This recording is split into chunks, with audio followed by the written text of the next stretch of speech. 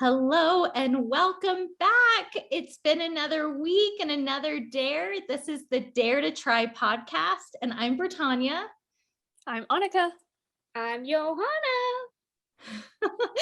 There's that singing every week. So how are you guys doing? How has your week been? Super It's good. been good. Yeah, we had a lot of fun at work. We had a Nerf gun war on Friday, April Fools. And it was hilarious. It was the girls plotted it, and we surprised people in their offices, and the boys were upset because they didn't know we were planning this. So then my boss Chris left midday and got a huge Nerf gun that had 30 Nerfs in it, and he got his payback, and he just attacked everybody. He was like do do do do do do. So yeah, it was really fun. And then today they delivered some scripts with helium, and so it's just been really silly at work. It's been a lot of fun. I love that. that. Sounds so fun. Silly is good, and Nerf guns are always a good time. Yeah, it's really fun. So this last week, I spent a little bit of time at a import store and an Asian mart. So that was a lot of fun, getting to shop in a language I can't read. So I've been doing a lot of exploring with different ingredients. How did you guys do this week? Go ahead, Hannah. Really good. A lot of things happened this week. So kind of want to give our past podcast a little shout out because you know how we did that personality test, and you went to figure yourself out, and then we've been challenging each other to step out of yourself and all these things. Well, I've been thinking about all of our dares, and I've been trying to apply them. But since I have really, accepted myself and learned that I'm a commander in my personality test, I've accepted it. And ever since I got accepted, I've been recognized at my work, and I got promoted at my job. Woo woo! That's so awesome. Thank you. And I've just been noticing that as I've been applying these little dares, and I feel so bad because each week I feel like I don't do my best self. I either get overwhelmed or stressed, and I kind of just do a small version of the dare, but then I feel bad, and so I keep pushing myself throughout the weeks and months, I guess now, and it's been helping me. I've been applying each dare every single week, and it's helping me so much. And it's been really cool. I've been really grateful for our sisters podcast.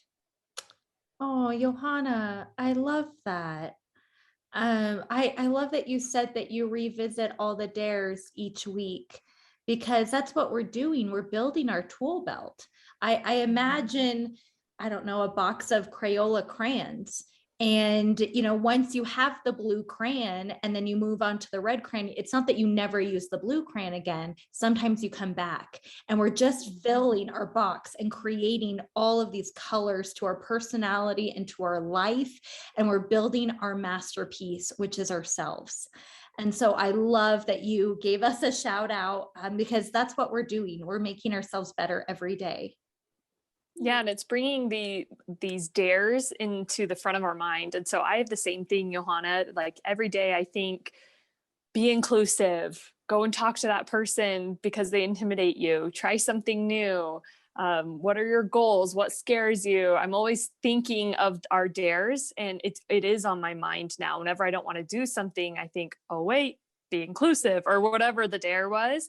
And it really does help. And I think you're right, Bretagne. It totally gives us more tools. And that's why, sometimes we just get silly, and our relationship is so fun that maybe some people might not get it. But if people jump on these dares and these challenges, and ask themselves those same questions that we have with our truth segment, our truth and dare, if they jump on that, I think that they will also have those tools. I think it really will change their life. They'll be more confident. They'll have more fun. They will make changes for the better. And so that's why we wanted to do this, was because we're experimenting with it. And if it works for us, it will work with so many other people too. Yeah, and I just want to touch on an event I had today at the gym where I wanted to dance on the treadmill. It was the end of my workout. And I thought, oh my gosh, Britannia, don't dance. No one wants to see you dance on the treadmill. And normally I don't care. Like I do what I feel. But I found for some reason I was feeling a little anxious. I was feeling anxious yesterday. I'm not exactly sure why.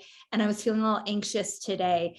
And instead of trying to find a reason why I was anxious, because that's how our brains are, we have a feeling, it creates our thoughts, and our brain tries to keep us safe by finding excuses for why I'm feeling this way. And I'm sure I could have found several reasons on why I deserved or was allowed to feel anxious. But I decided to go, no, we don't care what people think. No. It doesn't matter if you're feeling anxious. We're still going to step into our power and be ourselves. So then I just put on a really good song and did like this little salsa thing on the treadmill. And, for one song, and then jumped off and then went off on my day. So this podcast is definitely helping me every day. And I really love that on our 20th episode, we did a little like highlight reel and shout out to all of these dares. So thank you. Yeah. So on that note, last week's dare, let's revisit that. Dare number 19, what is a weird food or flavor you grew up with? We dare you to expand your palate and try a new flavor to cook with. So did you do the dare? Yeah. I'll go first. And then I'll let you guys jump in. I decided to go to these import stores, and I honestly challenged myself to find something that I didn't know exactly what it was. So I went to this beautiful store here in Denver. It's called Pacific Ocean Marketplace. It's huge. I did post it on social, and it's mostly Asian inspired, but they have some other influences. And the first thing I did was go up to the deli where they had all the like giant pigs and ducks hanging that were smoked. And I was like, can I get a half a pound of that? And the guy's like, this? I'm like, yeah. And he's like, okay. And so he cuts me a half a pound of the smoked pig. And I don't know what it was smoked in. I don't know. I don't know how long it's been there, but I was like, I'm going to make something with this. So that's what I started with. And then I went into the produce section and I found vegetables that I don't normally cook with, which mushrooms. I don't do anything with mushrooms. I found mushrooms I've never used before and put those in my cart. And I was like, okay, I think I'm going to do some type of ramen. I think that's what's coming to life. So then I found these noodles, don't know exactly what they are. They are some type of noodle that you cook for 10 seconds in boiling water. But I was like, these look like ramen noodles. Let's do that. And then I just imagined what I thought would go into ramen, found bouillon cubes and spices. I found this one spice that had basil leaves in it. Don't know what else was in it, but I threw that in the cart. And then, I just had so much fun exploring. And I even found these delicious coconut cookies down their treat aisle and just had fun loading up. And when I got home, I thought, okay, let's see if we know how to make ramen. And it actually turned out pretty good, you guys. Oh, I love that. It looked good too. Yeah. Thank you. I love ramen. You're gonna have to make me some. Were the noodles like, did they taste like rice noodles or what did they taste like?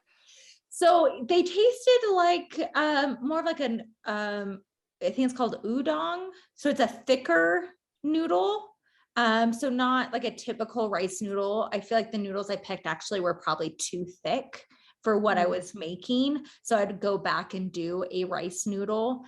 But I didn't think about the noodle expanding because it said cook for 10 seconds. So I thought, oh, this is the size. No, even in 10 seconds, these noodles expand. That's cool. Fascinating. That's awesome. And then the pig, you got smoked pig. How was that? Yeah. So now that I know that that smoked pig was not meant for ramen. It was actually meant to be eaten as like a side dish. When I opened up the container, there was like a barbecue dipping sauce, and the skin was still attached and it was like crunchy. And so I guess you're supposed to like eat it as a snack. So now that I know that, I will go back and actually order it as a snack instead of grabbing it and pulling like meat apart to throw into ramen. But it was delicious. That's funny. That's cool. So you do it again? I would do, oh, for sure. I would do, I think I would get different noodles and maybe explore with the different flavor palettes. Instead of doing like this basil mix, which I felt like kind of overpowered, I might do something a little bit different. But, you know, Jason was impressed. The fact that my partner, who is very honest and very vocal, said, "You did a good job, babe." Well, I'll take that. That's awesome. Wow, cool. So how did you guys do? Well, to be honest, so we had just done our podcast, and immediately after I forgot what the dare was. I was like, oh, I'll remember. Like, it's the first day. The next day rolls around. What was that dare? And I couldn't remember. And like 3 days I rolled by. posted it. I know you did. And I couldn't. And I was like, oh, I should probably just go on there. But for some reason, I've been having like a love-hate relationship with social media. So I was like, nah, talking to them right now. And so Them meaning the world. The world, Exactly. everybody else. Everybody.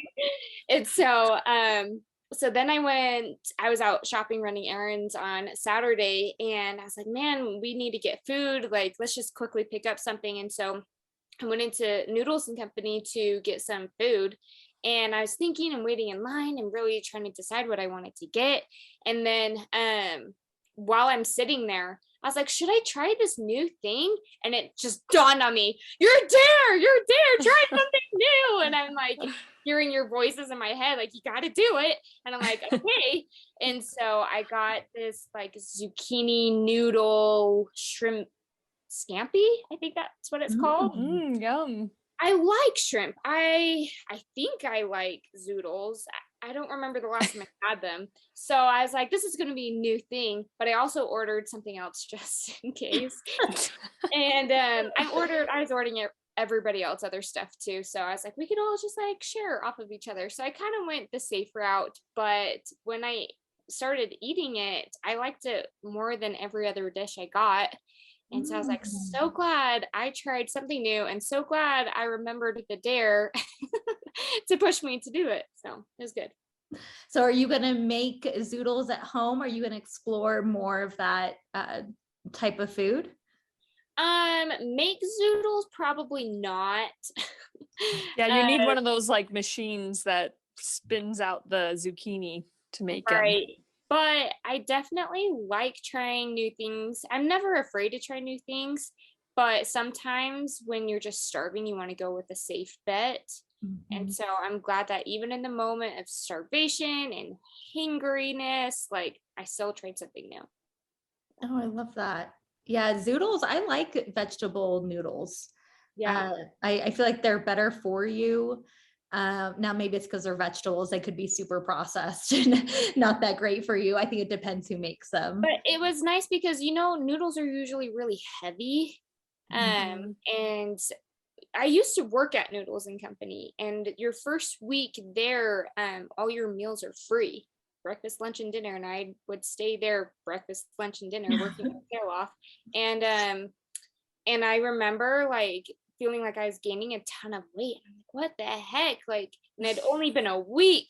And then as soon as they started charging me for my meals, I stopped, eating there, and immediately my body shrunk back. And I was like, oh, I guess I was just bloated.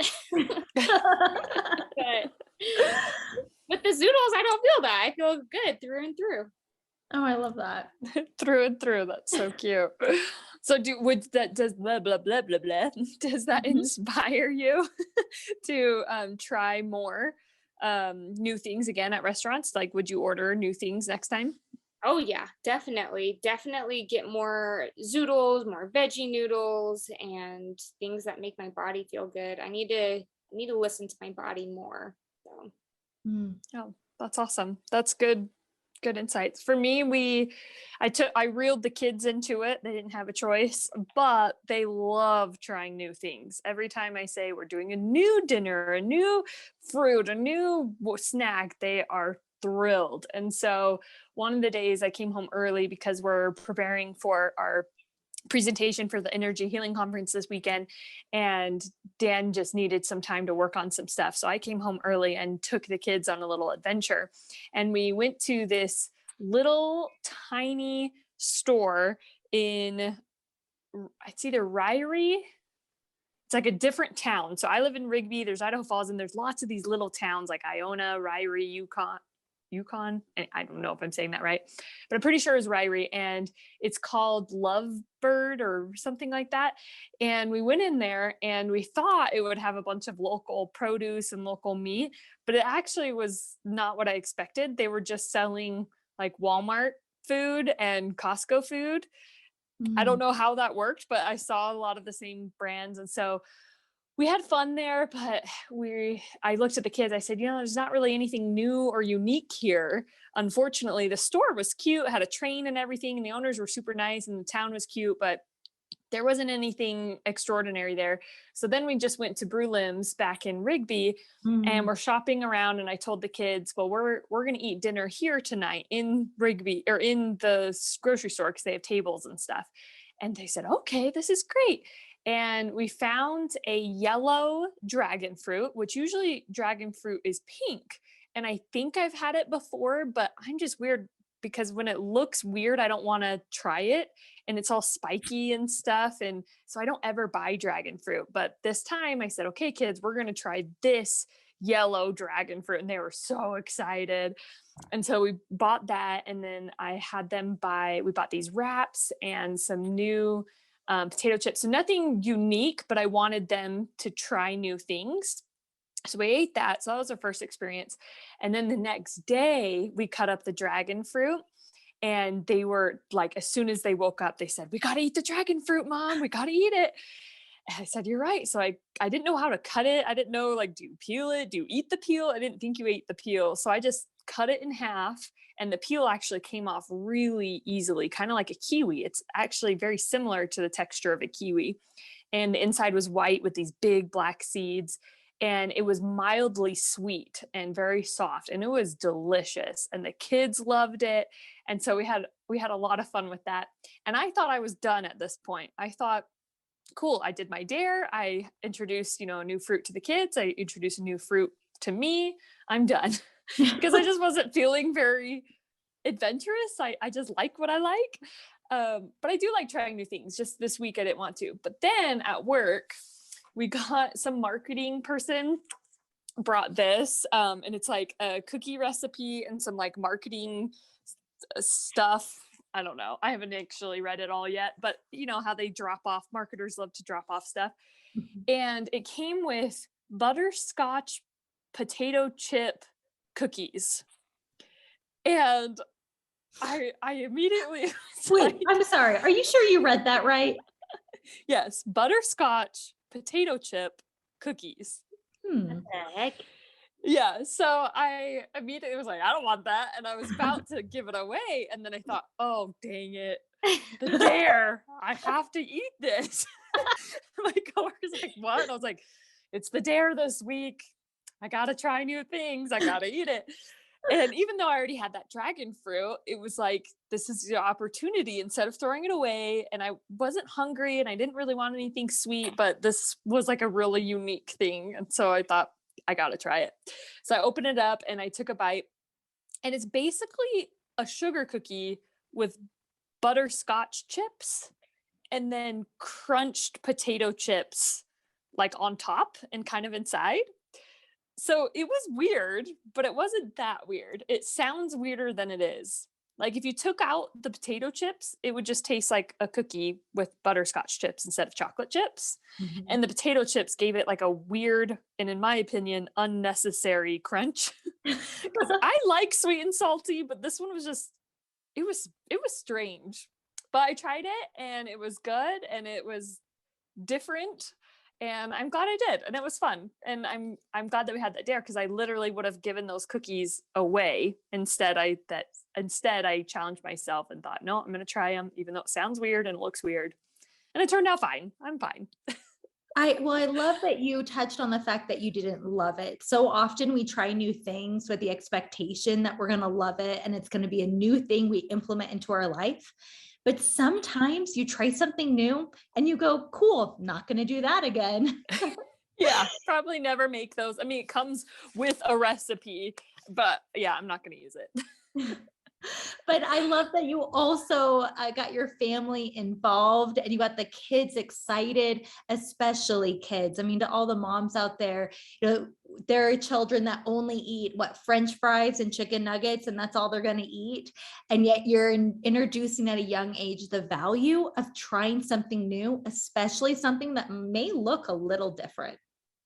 Yeah. And I did actually try another thing too at home. I had this this pouch of like Thai, it was kind of like a Thai food sauce that I've never used before.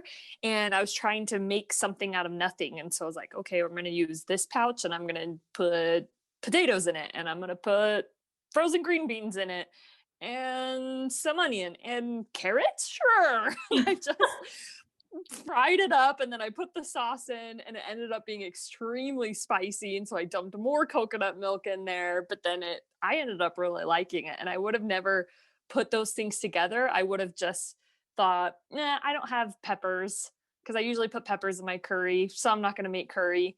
But instead I thought, no, I'm going to make red Thai curry with potatoes, green beans, and carrots. Why not? Yeah. Okay. Exactly. So now you've changed the way your brain thinks, right? You've now initiated a new creative pattern. I saw the value as well.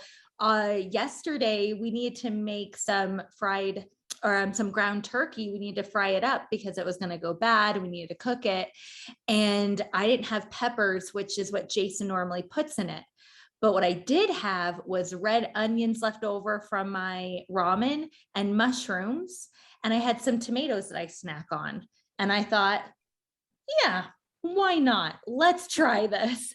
So I fried up some turkey. I threw the onions in there, a little bit of garlic, the mushrooms, then tomatoes. But actually the tomatoes, because of like the sweetness and the acidity, like blended perfectly. And of course I threw some spices on there, and actually it was pretty good. And I would have never thought to plan that meal if I hadn't been thinking creatively. Creatively. There's a few extra letters in there. Creatively about my food. That's so awesome. Yeah, thanks for this dare. I think it was a lot of fun. And I think it will always be on the front of our mind now. We add another crayon to our box. That's right. That's right. Well, thank you so much for doing this dare. Hannah, I'm sure you're going to explore the food challenge as you move on in the next coming weeks. But what is the next dare? What's the next truth? All right. The next truth is, are you living your best life? So this question was inspired by my best friend, Cassie. She sent me a song by Ben Rector, I think is his name. And it's called Living My Best Life. And I thought she just sent it to me because it resonated with her, because she's living a good life. She is living a good life. And so I just asked her, thinking she's going to respond yes. But I asked her, are you living your best life? And she's like, oh, that's a good question. I don't know. I was like, you don't know. And so she asked me, are you living your best life? And I was like, that is a good question. I don't know. And so it's been like resonating with me. Am I living my best life? So I want to ask you guys, what do you do throughout the week, like little things that help you live your best life? Well, first of all, I just love this question because, like you said, you didn't know. And I think a lot of people aren't aware.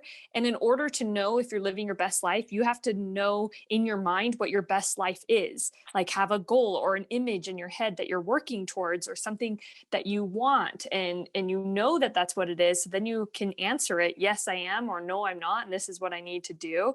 And so I love that you asked that because it helps us to be aware. Well, am I? Have I created the best life image in my head? And so I hope that that brings awareness to people too, because they might not know what their best life is on a conscious level either. Yeah, I really love this truth because this resonates exactly with what I was talking with my life coach about. Sabrina, the perspective detective, she is fantastic, and I will always give her a shout out. We were talking about what it looks like to be successful. So this falls in the exact same space as, are you living your best life? And I was having a meltdown. I was crying and upset because I was not feeling successful. And she was like, well, how are you defining your success? And I'm like, well, I'm not productive. And the reason why I wasn't productive is I was traveling and then I was sick and I've been sick for a while and I try to do a lot. And even though I'm doing a lot in my mind, I wasn't being productive enough, which meant I was not being successful at all, because that's how I chose to define my success. And my worth was tied up in my productivity.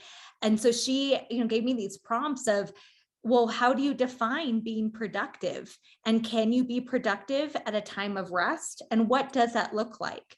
And so I absolutely love this because I think this could resonate with so many different people who are struggling with, am I happy? Am I living my best life? Am I successful? I absolutely love that because you just, that's exactly what we need to hear, because everybody's best life is going to be different. In the song that my friend sent me, Living My Best Life, he talks about, I'm now, sleeping with my best friend and I'm holding my daughter's hand. And that's like him living his best life. And to other people, that's not their best life. People don't want to be married, don't want to have kids. So what's their version of their best life? And Mm. so the challenge for this week is defining that.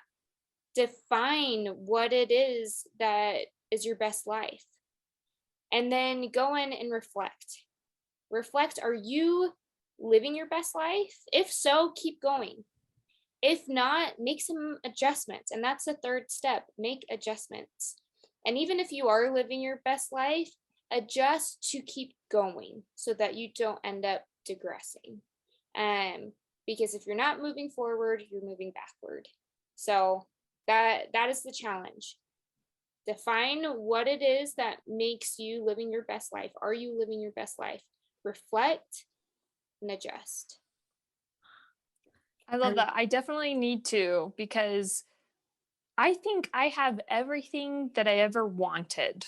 I wanted a husband, I wanted children, I wanted achievements. I have lots of achievements. I have certifications in my belt. I've explored things. I've done wild things. I've done fun things. We have this podcast. I'm writing a book. I think I have everything that I've ever wanted. There's some things that I still do want and that I'm working towards, and I have a bucket list. But then I still find myself like, if I have everything I want, then why does it feel like I'm not living my best life? And so that's something that I need to be introspective about, because maybe it's a mindset. Maybe I have this divine discontentment that I'm never going to be satisfied. And maybe I need to figure out why that is and change my mindset and change my thinking that I am living my best life because I have everything I've ever wanted. And so I'm doing lots of things. Like you asked at first, what are you doing? And I'm doing lots of things. I have my vision board right here that I look at all the time, and I'm working towards goals, and I have lots of ideas, and I share my ideas, and I'm writing a book, and I'm giving speeches, and I read a lot of self-help books. And so there's a lot of things that I'm doing, but does the doing help change my feeling? And if it's not, and I think it does, but I think it still comes back to mindset, perception, and maybe stuff from your childhood So this will be a good self-reflection week, I think. Well, and also gratitude, right? You know, Oh, like you for sure. said, that you have everything you've always wanted. And there are so many people who don't have that, that maybe they are in a state of lack where they don't have all the things they want, but that doesn't mean they can't be living their best life by working towards a better life. Mhm. Yeah, for me, because I'm glad that you said that, because I was thinking about being grateful too. For me, I know that I have a really good life. Um, but there's like a feeling I'm looking for. There's a feeling I want to have. Like it's, and I've had it before, and sometimes it's just for a day or only for an hour, but it's this feeling of like I'm on cloud nine, and just everything just feels good. And I can feel like my heart and mind and soul all opened up, and I can feel myself moving towards progression. Mhm. Because like when you're growing, sometimes it hurts, you get those growing pains, Yeah. and it's not always fun. So I'm kind of looking past that when I've like recovered from my growing pains and just kind of like get a break and just like, okay. But like Annika said, it is about perspective. um are you saying I'm going to be happy when I'm going to be happy when I have my own house, I'm going to be happy when I have a new car, I'm going to be happy when I'm out of debt? When are you going to be happy? Because once you get that, are you going to be happy, or are you going to say that about the next thing? Okay, I'm out of debt, so I'm going to be happy when I have $10,000 in my savings account. I'm going to be happy when, Mhm. like, when are you going to be happy? When are you going to Mhm. be satisfied? It's like that book, The Magic Fish, where there's an old couple that lives in a hut, and the old man goes fishing one day and he catches this giant fish, and the fish says, "Put me back, I'm a magic fish." And he says, "Okay," and he puts him back. And then he comes home to his little hut and tells his wife, and the wife says, "You caught a magic fish? Go back to that magic fish and tell that magic fish I wish for a beautiful house." And he's like, "Well, I don't want to." And she's like, "Go." And so he goes and he catches the fish again and says, "Oh, fish, oh, fish, oh, magic fish in the sea, please come back to me," or something. And he says, my wife wishes for a beautiful house." And he says, "As you wish." And he gives him the beautiful house. He comes back, and the he says, "This is a beautiful house. We'll be happy here." And she said, "Yes, we will see." And they were happy for 1 week. And then she says, "Go back to the fish. I want to live in a castle." And he said, "But why?" She goes, "Just do it." And so he goes back. "Oh, fish in the sea, come back to me. My wish begs a wish, or my wife wishes for a castle." And he gives him the castle, and he goes back and says, "This is a beautiful castle. We'll be happy here now." And she said, "We shall see." And then they're happy for 2 weeks. And then she, isn't content anymore and says, "I want to be queen of the land." And he said, "But why?" And she said, "Just go." And he goes back and he catches the fish, and the fish grants that wish of being queen of the land. And he says, "Finally, we live in a castle. You are queen of the land. We will be happy here." And she says, "We shall see." And they're happy for a month or something like that. And finally, she says, "I don't want to be queen of the land. I want to be queen of the moon and the stars and the sun." And he said, "But why?" She said, "Just go." And so he goes back, he catches the fish and says the same thing. And the fish says, "No, she wants too much. She cannot be queen of the moon and the sun and the stars. She has to go back to her old hut." And it gets all taken away. And he goes back to his old hut. And that's where he and his wife live now. To this day. To this day. Yeah, I love that. That paints a really good picture about being grateful for what you have. I know that when I've had this discussion with my partner, he is like, "Well, I don't want to be so grateful for what I have that I don't get more, that I don't strive to be better, to have a better job, to make more money, to have financial freedom," or whatever it is that success is for him. And I said, "Well, don't you understand that you will not be given more until you choose to appreciate what you have?" Yeah, absolutely. Sounds like I need to practice a lot more gratitude this week. Yeah. I think we all could. Well, this has been such a great episode. So many good nuggets in this one.